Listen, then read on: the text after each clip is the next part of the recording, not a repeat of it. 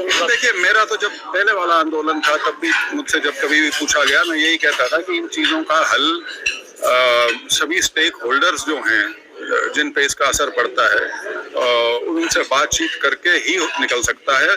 उस समय दुर्भाग्यवश हुआ ये था कि वो जो कानून लाए गए, उस समय लोगों में ये एक भावना गई कि इसमें हमारी सहमति या रजामंदी नहीं थी। शायद हमारे से जिस तरीके से इस पे बातचीत होनी चाहिए थी वो शायद नहीं हो पाई।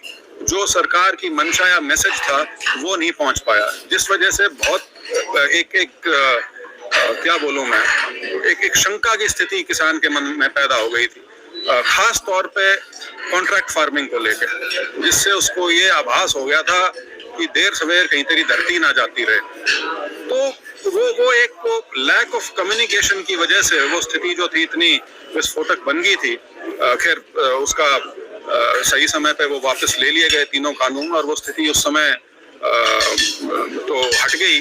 लेकिन अब जो इश्यूज हैं उनमें और उस आंदोलन में फर्क ये है कि वो आंदोलन था उन 3 कानूनों के खिलाफ। ये अब जो आंदोलन है ये उस आंदोलन के समय जो और मुद्दे रखे गए थे साइड के, ये उनसे संबंधित है। हाँ, लेकिन एमएसपी का इसमें मेन मुद्दा है।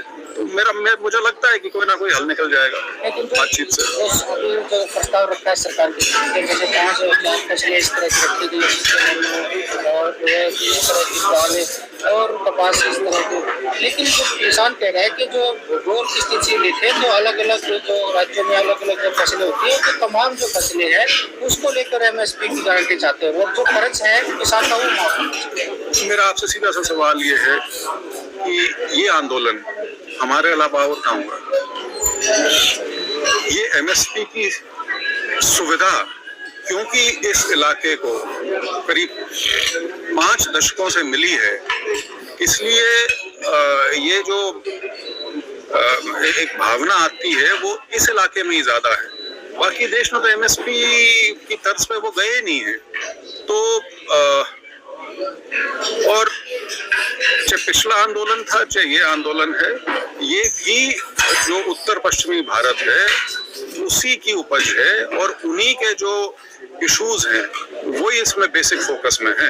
वो ठीक है कि देश से हो सकता है अलग अलग जगह से और जो किसान संस्थाएं हैं वो इनके समर्थन में आए, लेकिन उनके मुद्दे अलग हैं।